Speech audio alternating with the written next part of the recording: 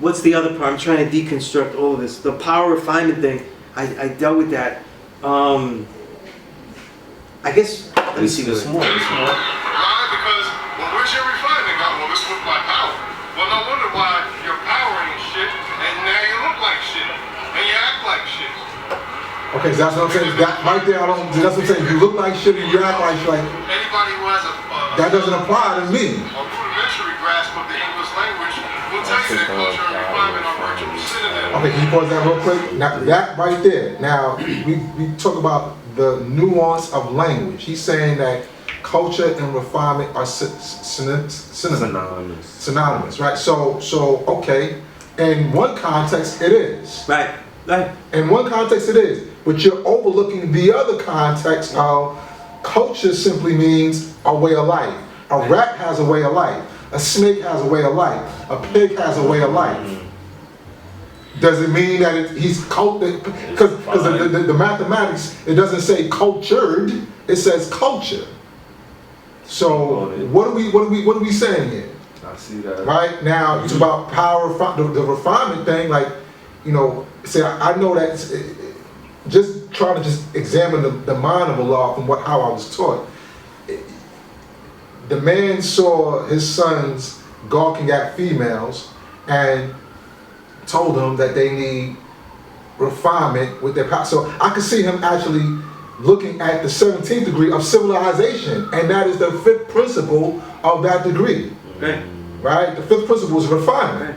Right? And saying that's why you say that's why the or can be problematic. But if you really think about it, like, yeah, you can have all this power, but where is your refinement? Where is your refinement? You remember when I said that I see it as a teaching tool?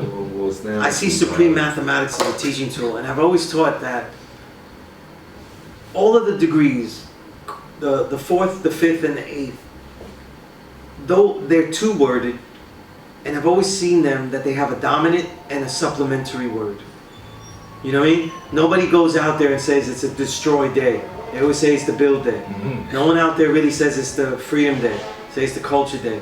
No one says that it's the refinement day, it's the power day. Right. The other words in there, because it's a pedagogical tool, a teaching tool, to me has useful supplementary words to get the contrast. The contrast of culture is that somebody could have, everyone has culture.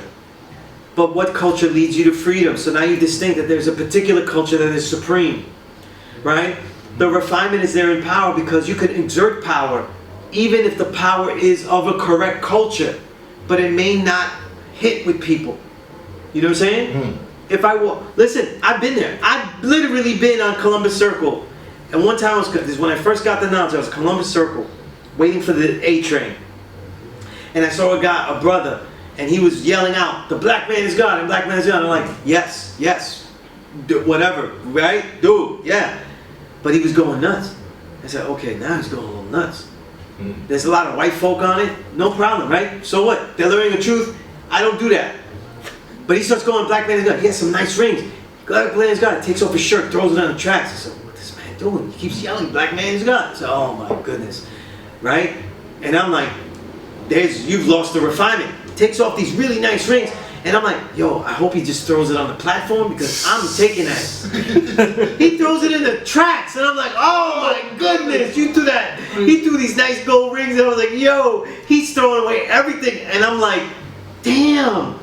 And then he ran to the middle.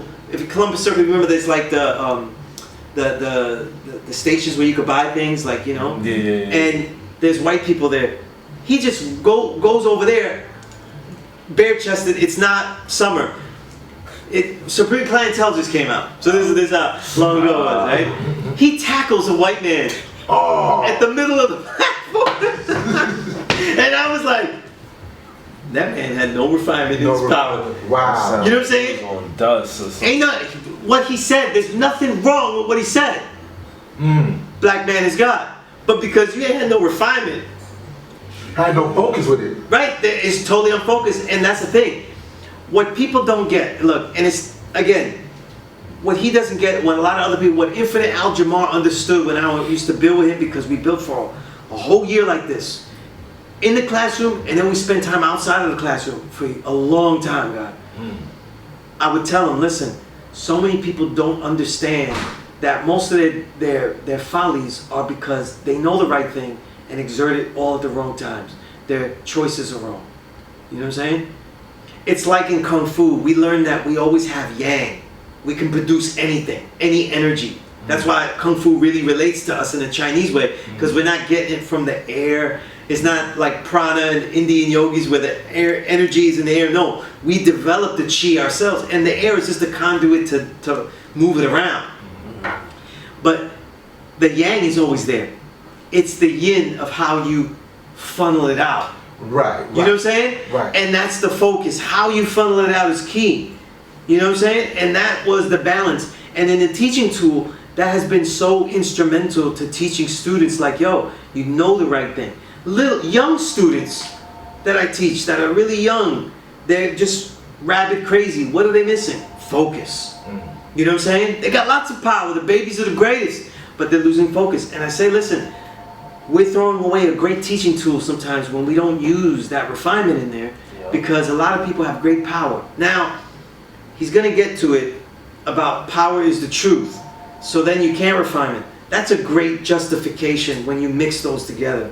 If you say power is the truth, then now refining it though sounds like we're denaturing it, especially when you think of flour and food products. What I would like to that's say, general definition. I like to say using the truth to clean yourself up.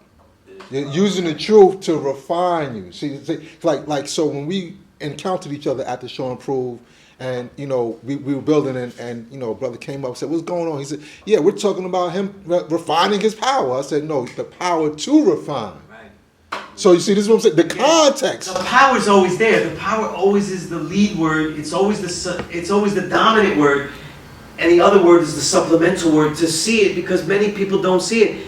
In all my years teaching, power is a concept that people young don't get. How many times have I taught people and they still don't get that just because you know this, you can't just wild out and think you're the God and you deserve all of these things. You know what I'm saying? You deserve the earth, must be bestowed upon you because you're the maker and the owner.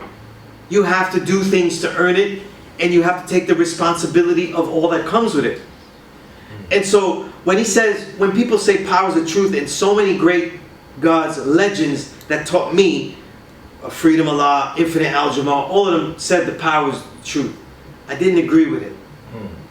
I listened to them and I saw their reasoning, but if power is the truth, then what is knowledge though? Knowledge to me is the truth. The truth is a substantial thing. It's a thing we can say, it's an actual thing that we can create. Knowledge is the truth that we are teaching here. We say black man is God. That's knowledge. You know what I'm saying? Supreme mathematics, that whole thing, alphabet, everything, that's knowledge. Knowledge is the truth that is used, wisdom, that leads to an understanding, a revelation of its purpose, and then is lived out as a culture that has great exertion depending on how you have lived it. Depending on how you live it, that's your power. It shows your power, and it shows the focus of your power, where it led to. That's how I teach it. So power isn't just the truth. In general, if we said power is the truth, what it does is that it's not technically wrong. But what it does though is that it's a generalization to me. It means that all of them are. Culture's the truth too. Because my culture is what? I live my life as God. Right. There ain't no bigger truth than that. Right. You know what I'm saying? My understanding is only of knowledge. That means that that's the truth as well. You know what I'm saying? Well, let me add on, Doc, because he also, mentioned knowledge, understanding, power, God, and more like being masculine numbers. Right.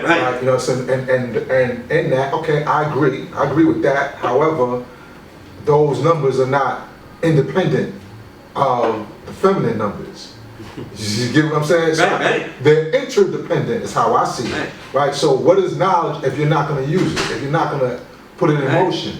Right. What is understanding if you're not going to live it? Right. You see what I'm saying? what is power if you're not going to share it?